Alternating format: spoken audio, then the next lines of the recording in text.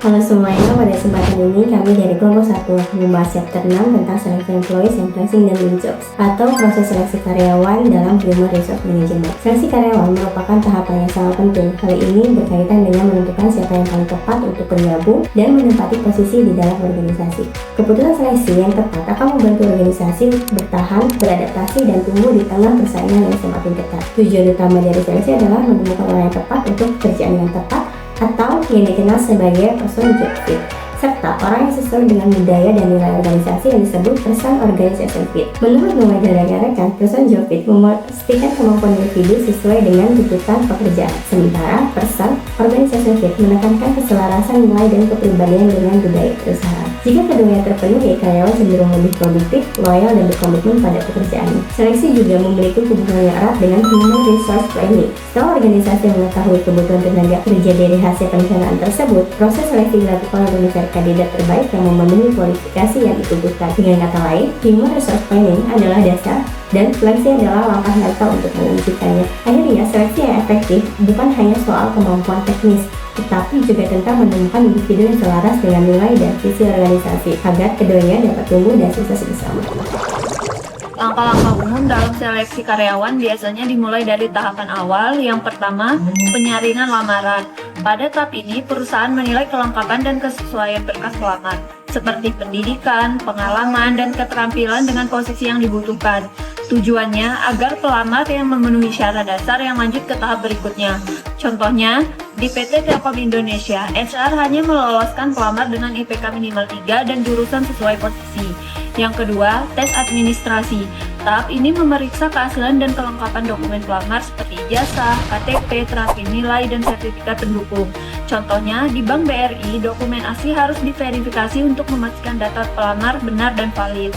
Yang ketiga, praseleksi. Ini adalah tahap awal penilaian kemampuan pelamar sebelum seleksi utama. Biasanya berupa tes online seperti tes logika, kemampuan dasar, dan kepribadian untuk melihat kecocokan dengan budaya perusahaan. Contohnya, di Unilever Indonesia, kandidat mengikuti tes online untuk menilai apakah mereka sesuai dengan nilai dan karakter perusahaan.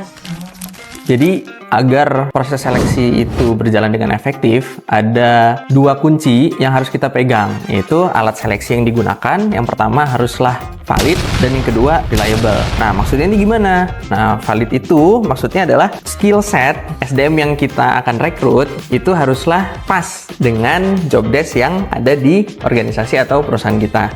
Contoh nih, misalnya kita lagi ngomongin rumah makan, kita lagi nyari untuk orang dapur. Nah, yang jelas bahwa pasti dong yang kita cari itu SDM yang memiliki kemampuan memasak. Misalnya cara dia menggoreng, cara dia membakar, atau misalnya cara dia menggunakan pisau dan lain sebagainya. Gak mungkin dong kita nyari orang dapur yang jago ngelas pagar misalnya, kan gak mungkin gitu. Itu yang pertama. Oke, yang kedua itu reliable. Maksudnya apa sih reliable ini? Nah, reliable ini maksudnya yaitu kualitas kerja dari SDM yang akan kita terima itu konsisten atau tidak berubah-ubah. Jadi balik lagi ke contohnya, kita nyari orang dapur nih yang bisa masak tadi kan, kasusnya bukan yang jago ngelas gitu kan. Nah, kemampuan dia memasak nih, mematangkan suatu masakan, misalnya nih kayak kita lagi makan ikan bakar misalnya. Nah, itu tingkat kematangannya untuk si ikan bakar ini harus pas gitu. Jangan dia kurang mateng atau bahkan kematangan gitu kan, gosong gitu. Nah, selain itu juga makna reliable itu tingkat kematangannya itu dapat dijaga secara konsisten. Jadi misalnya hari ini dia ngebakar, matangnya pas. Besok matangnya harus pas juga. Minggu depan, bulan depan, tahun depan, itu tingkat kematangannya harus pas juga. Nah, itulah yang disebut reliable tadi itu.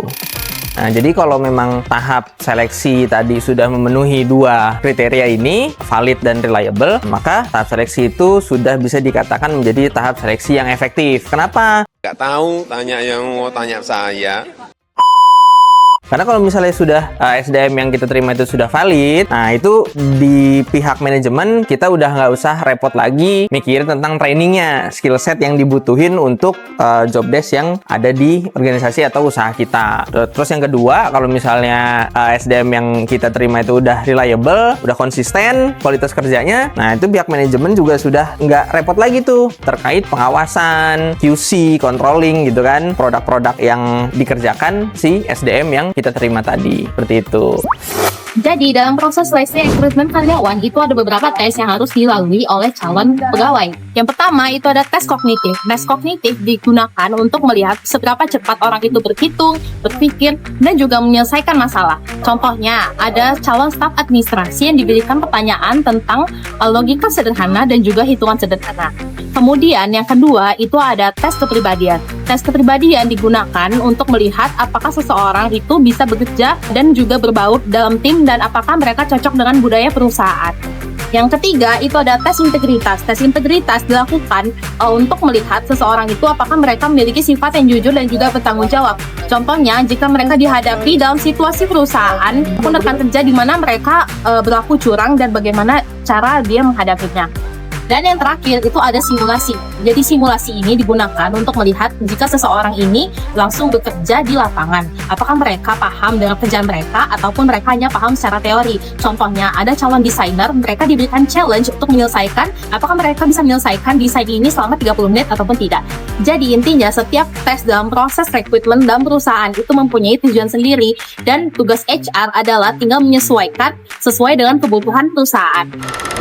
Berbicara mengenai proses seleksi karyawan, ada salah satu tahapan yang paling penting yaitu wawancara kerja, di mana pada tahapan ini pelamar akan bertemu langsung dengan pihak perusahaan untuk saling mengenal, saling bertukar informasi, dan saling menilai. Perusahaan ingin tahu apakah pelamar ini cocok untuk mengisi posisi yang tersedia, sementara pelamar juga ingin tahu apakah posisi atau pekerjaan yang ditawarkan ini sesuai dengan yang mereka inginkan. Wawancara sendiri terdapat beberapa jenis, yaitu yang pertama ada structured interview, non-directive interview, panel interview, situational interview, behavioral interview, dan computerized interview. Dari beberapa jenis interview tersebut, salah satu interview yang umum digunakan yaitu structured interview. Kenapa? Karena pada structured interview di sini pertanyaannya ini sudah disusun dan sama untuk semua kandidat, sehingga hasilnya akan lebih objektif dan mudah untuk dibandingkan. Metode structured interview ini juga bisa mengurangi terjadinya bias penilaian dan akan memudahkan keputusan rekrutmen untuk lebih adil sehingga akan lebih mudah menilai pelamar. Bias ini memang jadi masalah yang klasik pada proses wawancara karena mungkin kadang pewawancara kebawa kesan pertama, lebih suka kandidat yang mirip dengan dia atau malah terpengaruh oleh stereotip tertentu. Makanya wawancara struktur dianggap paling efektif untuk menjaga keadilan dan konsistensi hasil.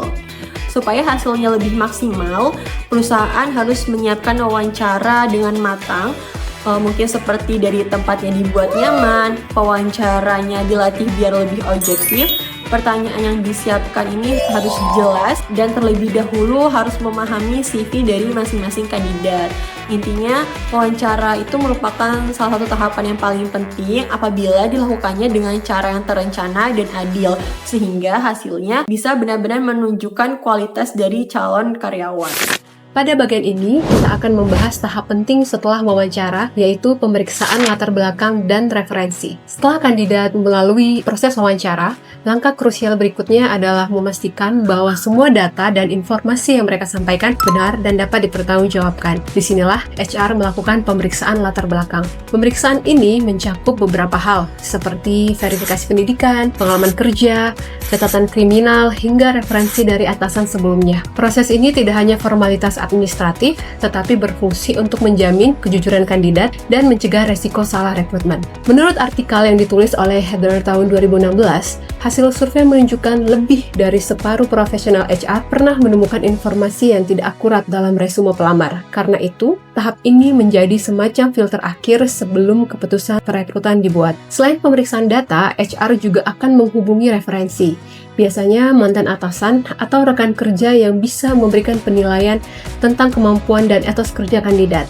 Tapi dalam praktiknya, referensi tidak selalu objektif, di mana kandidat cenderung memilih orang yang akan memberikan komentar positif. Nah, untuk menghindari resiko hukum, banyak perusahaan kini hanya membatasi informasi referensi pada hal-hal dasar seperti waktu kerja dan jabatan terakhir. HR disarankan fokus pada perilaku kerja yang bisa diamati dan relevan, bukan opini pribadi yang bisa disalahartikan. Karena itu, penting adanya etika dan legalitas dalam proses ini.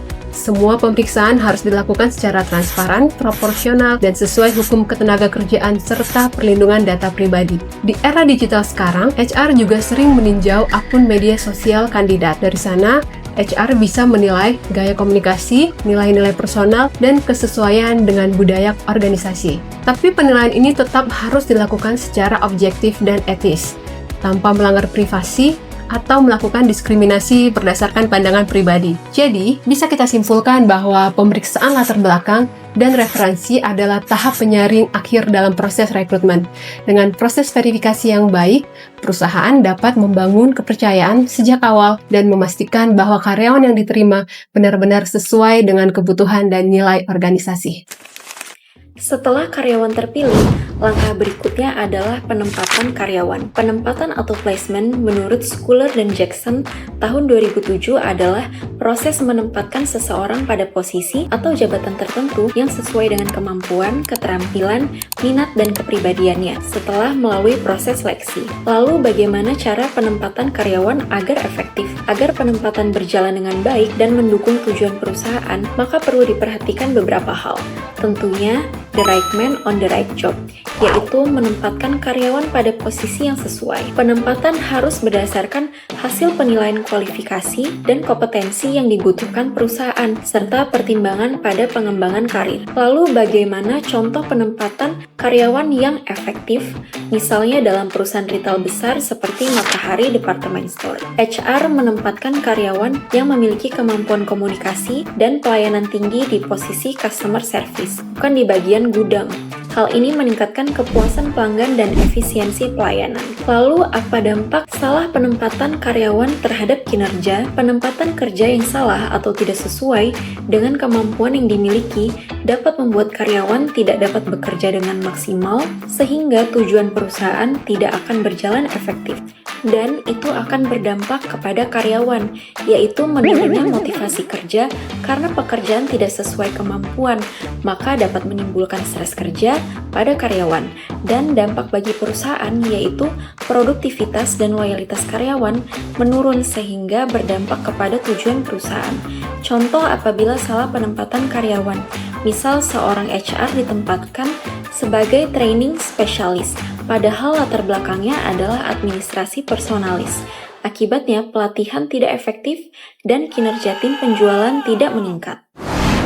Etika dalam manajemen sumber daya manusia berarti penerapan prinsip moral, keadilan, dan tanggung jawab dalam proses mendapatkan, menilai, dan menempatkan karyawan. Etika sangat penting karena keputusan dalam seleksi tidak hanya menentukan masa depan seseorang, tetapi juga mencerminkan integritas dan citra organisasi. Dari sisi etika, terdapat beberapa isu utama, yaitu keadilan, diskriminasi, dan kepatuhan terhadap hukum ketenagakerjaan. Proses seleksi harus dilakukan secara adil, objektif, dan transparan, sehingga setiap pelamar memiliki kesempatan yang sama tanpa membedakan gender, usia, agama, ras, atau latar belakang sosial.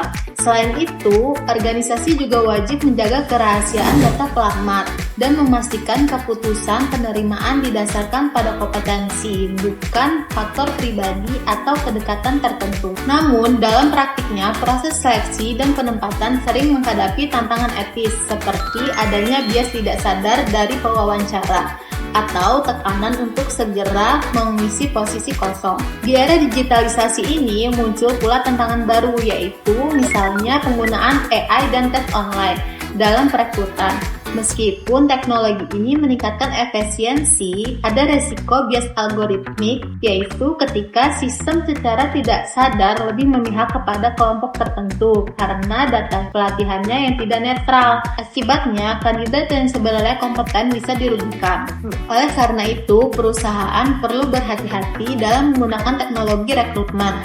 Diperlukan evaluasi sistem AI, validasi alat tes online, serta pengawasan manusia agar keputusan seleksi tetap etis, adil, dan sesuai hukum. Dengan menjaga aspek etika dan mampu mengatasi tantangan teknologi, organisasi dapat membangun proses rekrutmen yang efisien, berintegritas, dan berkeadilan.